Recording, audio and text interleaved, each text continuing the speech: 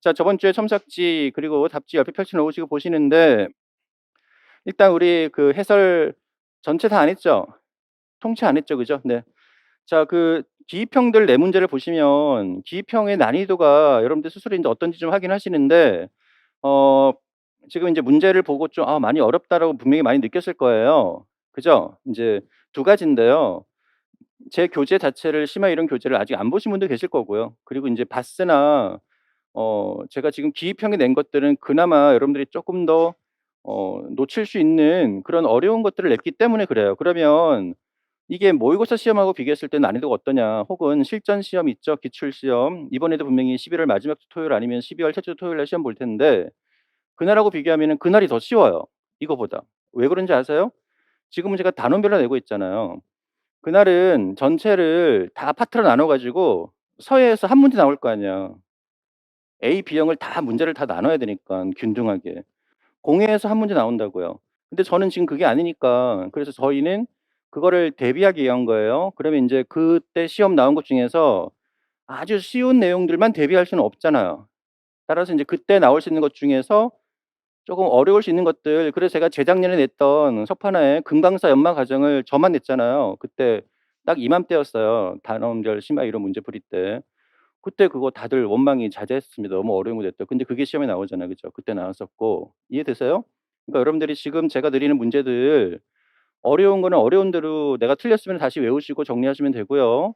그리고 인제 '아 이런 거를 묻는구나.'라고 인제 확인했으면 그다음번 시험 범위에서 '아 요 정도까지를 내가 접근해서 외워야 되는구나.'라는 것을 확인하시기를 바라겠습니다. 그러니깐 매번 3-4월 때 냈던 문제처럼 굉장히 쉬운 것만 확인할 수는 없지 않습니까?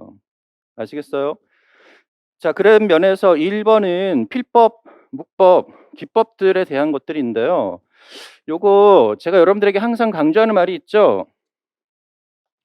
여러분들이 이 주관식 시험을 잘 보시려면 가장 1 차적으로 해야 되는 것 중에 하나가 "요목화 정리다."라고 말씀드렸잖아요. 이게 무슨 말이냐면 그 지금 용어나 단어나 이런 거 물을 때 잘 보시면 각 파트별로 지금 인제 1번 문제는 동량화 문제예요. 1번 문제를 크게 보시면 범주가 회화 파트 중에 동량 회화죠. 동량 회화 중에서 뭘 묻고 있어요? 기법 중 필법을 묻고 있죠. 이해되세요? 지금은 동량 회화 중에서 여러 가지 기법이 있을 텐데 기법 중에서 인제 필법을 묻고 있잖아. 동량화의 기법으로 물을 수 있는 것들이요. 뭐가 있어요? 필법도 있고 문법도 있고 준법도 있고 전법도 있고 뭐 종류 되게 많아요. 얘네들을 시험에서는 기법으로 가끔 묻는단 말이야, 통쳐서. 물론 경우에 따라서는 인제 이렇게 "준법을 적어라. 필법을 적어라." 이렇게 얘기하기도 하지만 어떤 경우에는 그냥 기법을 물을 때가 있어요. 그러면 인제 우리가 일반적으로는 기법이 작품의 감상시에 기법을 물을 때는 제가 항상 강조하는 게 뭐를 먼저 분석하라 그랬죠? 용어 기입형이 아니라 작품에 대한 동량회화 분석할 때 감상할 때 다음 회화의 특징을 서술하고 할 때는 그때는 기법을 먼저 써야 되는데 뭐라 그랬어요 그게? 구룩이냐 몰골이냐 백묘냐라는 것을 먼저 밝히라고 했죠. 얘 세 가지는요. 기입형용 단어를 외우듯이 하는 게 아니라 동량회화가 나왔을 때 표현 특징을 서술할 때 일반 원고지 형식 서술할 때 구룩법에 의한 전체로 그린 그림이며 이렇게 풀어 쓰는 거예요 그거는. 자, 이때도 기법인데 기입형에서 기법을 물을 때 필법이나 문법처럼 대놓고 구체적으로 묻기도 하지만 기법으로 묻기도 한다. 그러면 지금은 어떤 유형이에요? 아예 기법을 제시하지 않고 필법이라고 했죠. 그럼 여러분들 답을 쓰실 때 그럼 인제 필법의 종류는 뭐가 있어요? 문법의 종류는 뭐가 있고 이렇게 외우겠죠? 준법의 종류는 점준이 있고 점준에는 다시 또 뭐가 있고 면준이 있고 면준에는 또 뭐가 있고 이렇게 다 외우잖아요. 제가 지금 이 노란색 그은 게 뭐 하는 거예요? 요목화를 하는 거잖아요. 여러분들 머릿속에 얘부터 가장 먼저 돼야 됩니다. 각 파트별로. 이게 싹 다 정확하게 돼 있지 않으면 용어 정리가 안 돼요. 그러니깐 다짜고짜 용어 하나의 개념부터 외우지 마시고 그거의 큰 틀 이 요모카의 그 틀부터 딱딱 외우시란 말이에요. 이게 잘 돼 있어야 돼요. 디자인도 마찬가지고요. 디자인은 더 심하죠. 이거 안 돼 있는 순간 다 깨지는 게 디자인이에요. 미술사는 안 그런가? 미술사도 잘 돼 있어야죠. 근데 미술사처럼 역사적 흐름이 있는 거는 그나마 어 화가 이름 묻거나 그죠?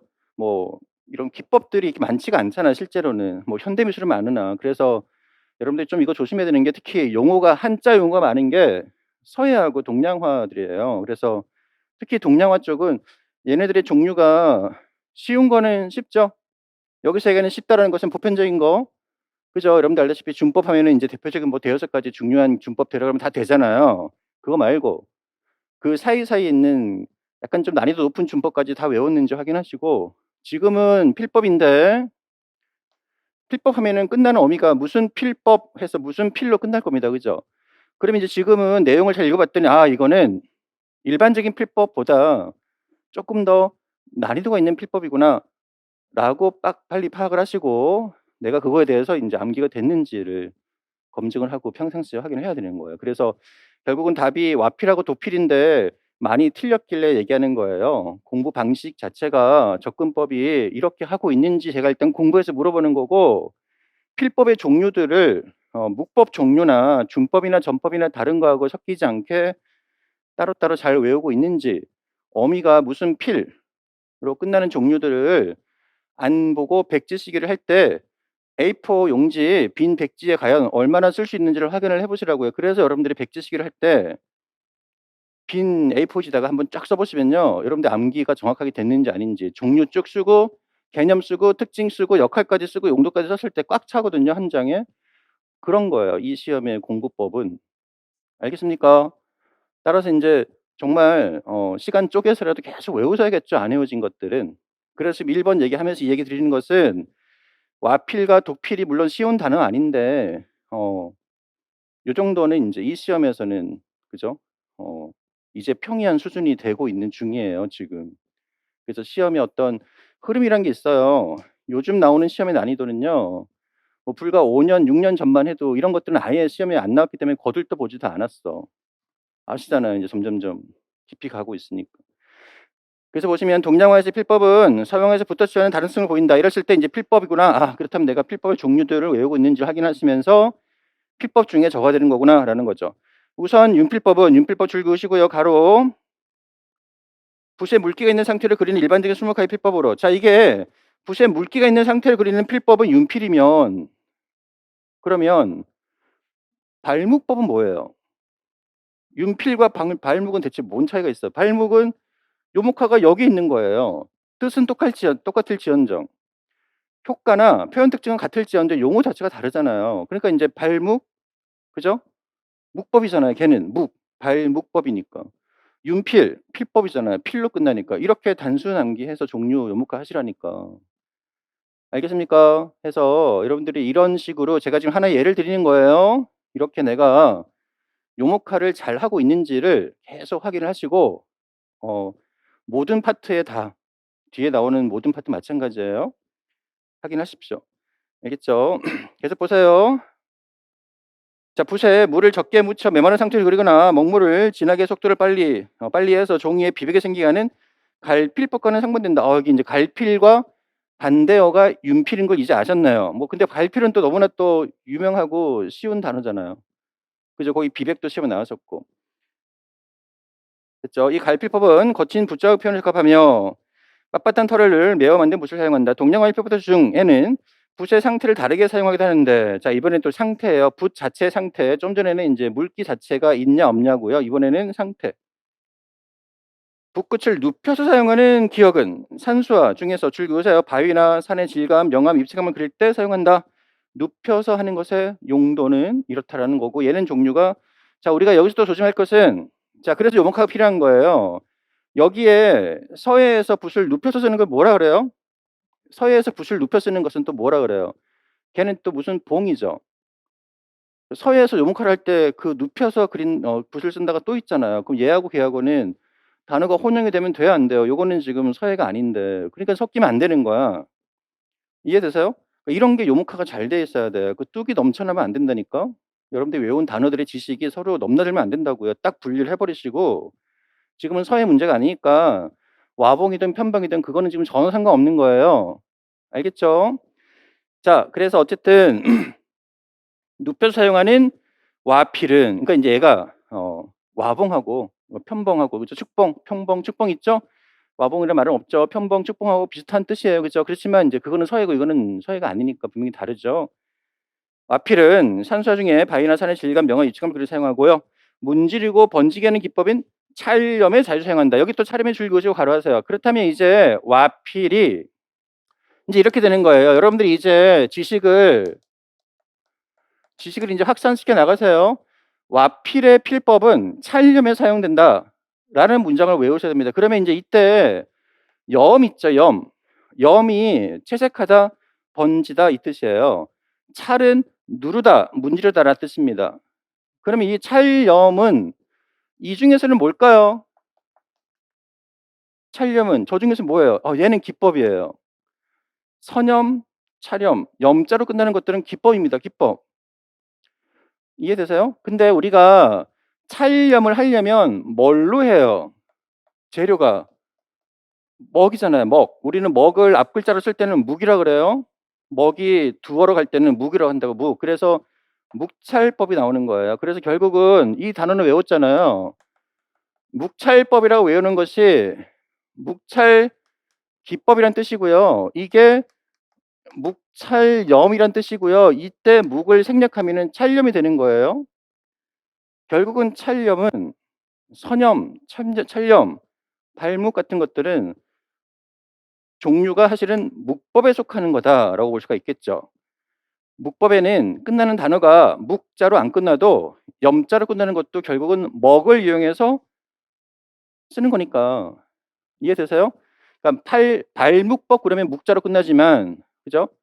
제 찰염 같은 경우는 인제 찰묵이라고 가끔 부르기도 한다라는 거예요. 그렇지만 우리는 찰염이라는 단어가 더 유명하기 때문에 찰염법은 결국은 묵법이고 넓게는 기법이구나라고 보신다면 이러한 찰염 기법을 표현하기 위해서는 어떤 필법을 쓰느냐? 와필을 쓴다라는 거예요. 와필로써 찰염을 표현하게 됩니다. 그래서 인제 여러분들 한자 같은 거 찰, 문지르다, 누르다, 염, 채색하다, 뭐 스며들다, 번지다 이런 단어들 같이 외워두시면 좋죠. 그래서 보세요. 그리고 파필법은 파필도 가라하시고요. 파자 나올 때는 뭐 잘 아시죠? 그죠? 깨지다 뭐 이런 것들인데요. 갈라진 붓끝에 먹을 조금만 묻혀서 거친 필선 사이로 비비게 생기게 한다 줄 그으시고요. 갈라진 붓끝이 약간 그죠? 갈라진 거예요. 터진 거예요.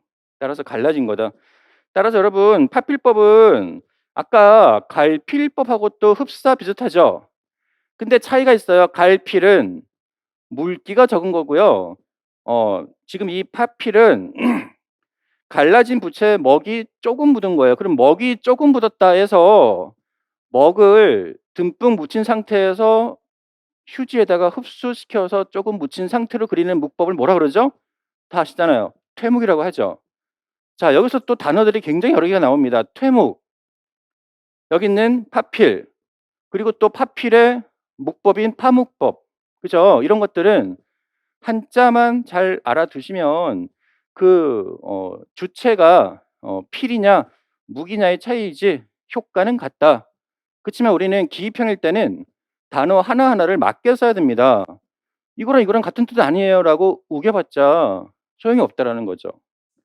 그래서 기입형은 굉장히 차갑고 냉정해요, 문제가. 절대 봐주는 게 없다. 알겠습니까? 지금 요 단어들을 한번 쭉 보시면서 인제 그런 거에 대한 작은 뉘앙스의 차이들을 여러분들이 섬세하게 다 예민하게 다 정리하고 있는지를 확인하시라는 얘기예요. 두리뭉실하게 외우면 안 됩니다, 절대. 됐죠? 자, 그리고 이런 것들은 파필은 메마른 수목이나 산수 표현에 적합하다. 인제 용도. 자, 이것은 갈필이나 태목기가 들어가며 태목효과, 갈필, 거연이죠. 파필에 의한 짙은 태점을 즐겨 사용하였다. 인제 거연까지 줄 그으시면 자, 이 파필을 즐겨 사용했다. 파묵은 최근에 시험 나온 게 그죠? 바로 누구였습니까? 병관식이었죠? 시험 나왔잖아요. 파필. 저 파묵했을 때는. 근데 또 지금은 또 거연이 또 이렇게 파필을 썼다고 얘기하고 있네요. 그 외에 전필법은 자, 여기서 또 조심해야 될 게 있어요. 자, 전필이 나왔어요. 자, 그래서 또 여러분들이 또 시도 때도 없이 헷갈리는 거, 뚝이 터져 버리신 분들, 요목하고 확실히 못하신 분들 전필 나오면 전과 절을 먼저 떠올린단 말이에요. 그거는 서예 용어죠. 서예에도 전필이 있죠. 그 전필과 이 동량화 기법의 전필은 분명히 다른 뜻인데 단어가 똑같다고 또 혼용하시면 절대 안 되겠죠. 그죠? 서예에서의 전과 절에서 전필은 절필의 반대 둥글게 획이 꺾이는 것을 둥글게 쓰는 획을 전필획이라고 하죠. 전획이잖아요. 그죠? 여기서는 서예가 아닙니다. 전필은 뭐죠? 붓을 진선을 조금씩 떨어요. 약간 떠는 선. 해서 굵고 가는 변화를 주면서 긋는 것이다. 변화가 맞는 의습이나 수목에 사용한다. 그리고 타필, 두들기다. 타는 때리다. 파는 깨지다. 그죠? 파는 타는 두들기다. 붓의 도톰한 부분을 누르면서 긋는다. 여기서 누른다는 의미를 좀 더 빨리 하면 이제 두들기듯 누른다는 뜻이에요. 자, 주견매 효과다. 굵기 변화가 심한 의습에 사용된다. 주견매술 그것이고요. 그리고 그 외에 니은, 독필은 남성 마하파의 인물 묘표수로 사용되는 기법으로 붓이 낡고 닳았다. 낡고 닳은 상태를 독필이라고 합니다. 그래서 이거 의외로 좀 많이 틀리셨길래 혹은 뭐 두 개 중에 하나밖에 못 맞췄길래 이게 좀 더 정리를 좀 확실하게 동량화들 올해 여러분 동료가 뭐가 나왔어요? 재료 연구 문방사호 나왔죠? 문방사호도 제가 작년, 재작년부터 계속 이제 그 회돌이 로테이션 관점에서 문방사호 나올 때가 됐습니다라고 계속 여러 개 했었거든요. 그죠? 그래서 이제 문방사호 나왔는데 그렇다면 올해는 문방사호 대신 이제 다시 기법이 나올 차례가 됐다는 얘기예요. 이게 로테이션이 확실합니다. 여러분들이 공부를 할 때 훨씬 효율적으로 하기 위해서는 올해 시험 나온 거 제껴놓고 2년 차 반 정도 제끼고 3년 차부터는 무조건 나온 거 확인하시면서 아직도 안 나온 게 있다면 로테이션 관점에서 확실히 먼저 외워야 된다라는 거를 말씀을 드립니다. 자, 2번은 교과서 도판이에요. 교과서 도판이자 물론 제 교재도 실려 있죠. 여러분들이 이제 교과서에 있는 도판들 중에서도 기법, 용어, 현대미술의 어떤 그러한 특징들 보이는 용어들, 도판들 나오면은 무조건 암기를 하셔야 되는데 특히 교과서 분석이 필요한 것 중에 하나는요. 현대미술 파트예요. 미디어아트 종류들은 필독서에는 거기까지 접근을 못하고 있습니다. 왜냐하면 너무 전문적이어서 시중에 있는 서점에 가서 현대미술의 미디어아트 고르려고 그러면은 너무너무 전문적이어서 그걸 볼 수가 없어요. 교과서 정도 수준이 딱 맞다. 그래서 이번에도 교과서 도판이 몇 개 나왔죠. 여러분들이 교과서에 있는 도판 및 용어들은 무조건 외워야 된다. 그래서 2번은 단순 암기예요. 봤으면 맞추고 안 봤으면 틀리고요. 아나모픽 요거랑 비슷한 말 중에 아나모르포즈라는 게 있죠. 요거는 인제 아나모르포즈는 인제 그렇게 왜곡된 형태에 대한 자세를 얘기를 하고요. 여기서는 무슨 미술이냐 물었으니까 아나모픽 아트라고 답을 해야 된다는 거죠. 그래서 이렇게 현대미술 파트의 새로운 기법에 대한 이런 용어들 싹 다 긁어 모으셔서 외워야 되는 것들이 교과서 우선순위로 해서 외우셔라라는 말씀을 드립니다. 자, 이거는 이제 프라하라는 작가가 현대 미술입니다. 일상용품을 설치한 후 사진 촬영을 한 것인데요. 자, 아나모픽 아트는 여러 가지 재료를 배열해서 특정 위치의 작품 속의 형상이 보도록 하는 공간 창조 기법이다. 어떤 특정 위치에서만 이런 형태가 보이는 거예요. 약간 착시에 대한 것도 포함이 되어 있어. 미술 표현에 있어서 착시 줄 것이고요. 이런 기법 중 하나다. 주로 건축물이나 실내외 혹은 공중의 어떤 공간도 다 이런 캔버스가 될 수 있다는 것을 보여준다.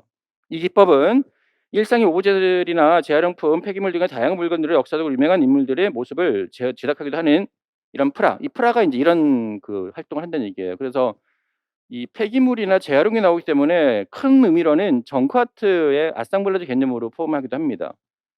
그렇지만 우리는 아나모픽으로 기억해야겠습니다. 그러니까 요거를 매체에 대한 종류별 형식을 적어라 하면은 정크 아트가 되는 거예요. 쓰레기들이기 때문에. 알겠죠? 그렇지만 여기서는 인제 이러한 새로운 공간 형태 창조 기법으로 해서 약간 착시를 활용해서 특정 각도에서 이런 형태가 보인다. 아나모픽이라고 해야겠죠.